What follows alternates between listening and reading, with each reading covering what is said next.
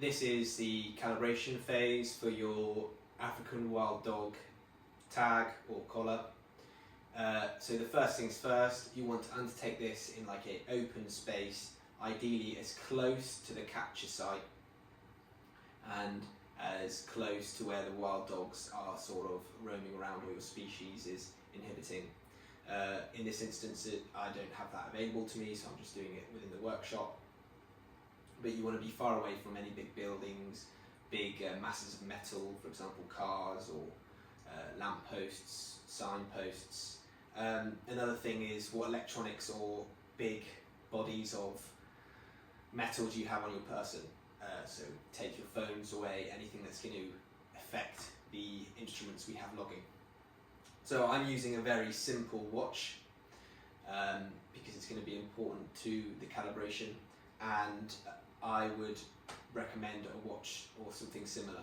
The thing is, we're recording an internal clock with the daily diary, so there's no way for it to communicate with any sort of external source. So the internal clock's like a stopwatch, the way it records time.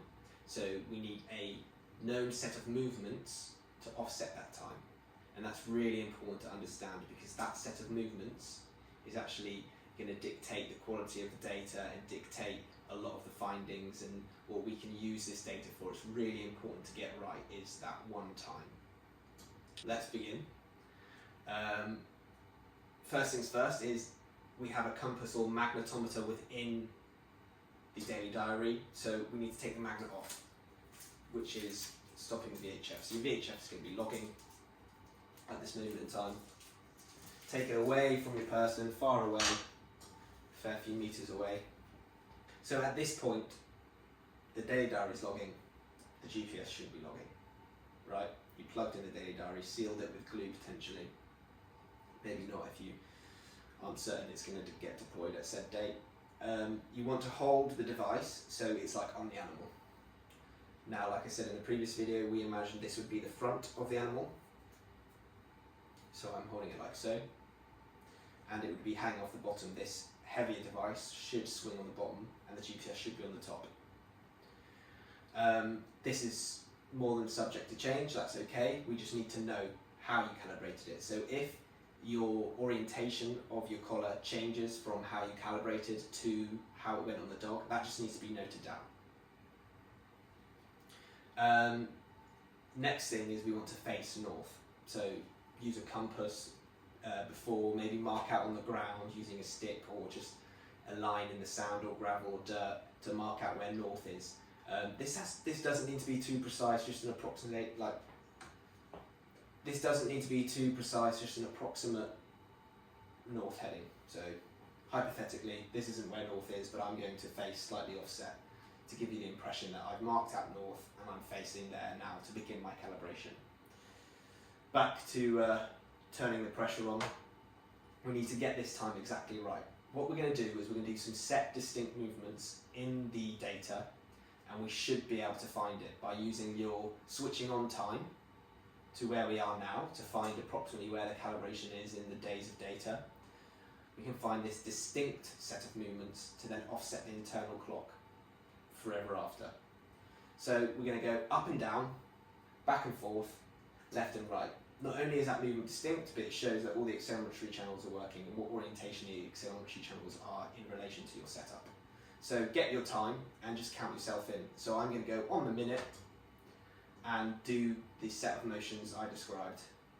Always starting off with up and down. 2, 1, 1, 2, 3, 1, 2, 3, 1, 2, 3. Okay, so I've noted that down and I've remembered my time, so I'm just going to jot that down quickly.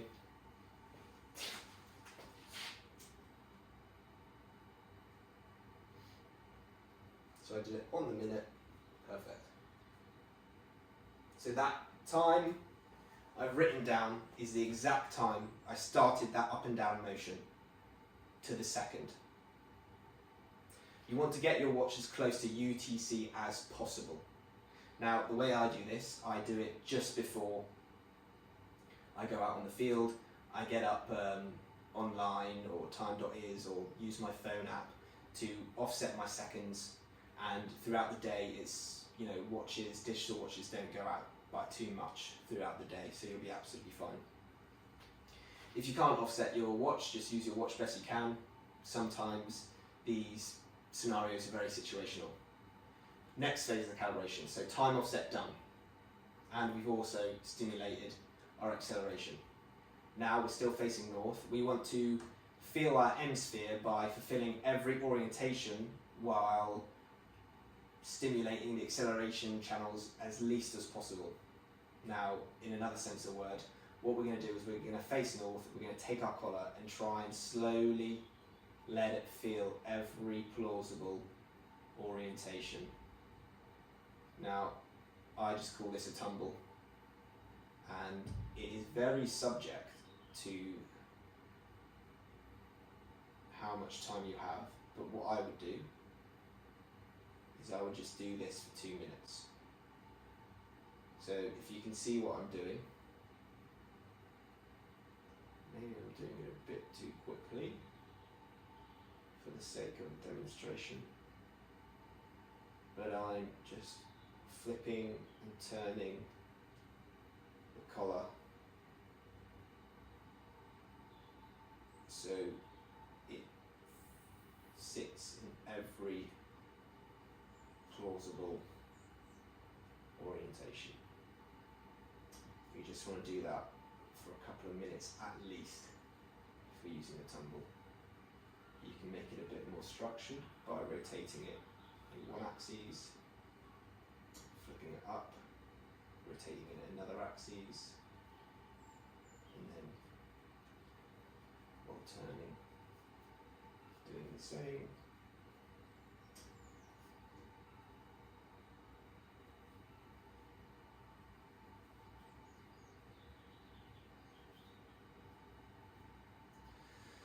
Just to make sure we got all of the orientations, we're going to do a quick, simple one where we position the tag as it would be on the animal, rotate back and forth and spin ourselves.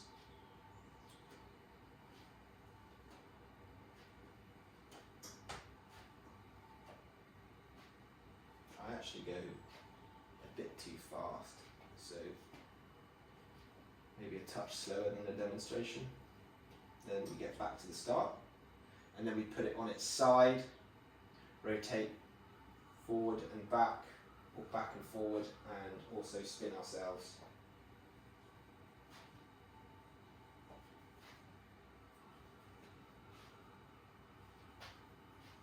So not only have you tried to get every orientation during the start phase, but you've also ensured that you've got most orientations using the set of moves I displayed. Put it back into the as it was on the animal. Next, we are just going to go on 4 points of a compass, and we're just going to pitch and roll the collar. So we go north, and then we change the collar's pitch down, up, then change the collar's roll, right, left, and then we just do that for east, down, up, left, right, south, down, up, left, right, final one, down, up, left, right, and then finish here. So set the collar on the ground so that it flatlines and we know the calibration is finished, and that's calibration complete. Need to repeat that for each collar. Hope the instructions were relatively clear. All you need to do now is take the collar back and attach the magnet so that the VHF stops logging, saving a little bit of battery life.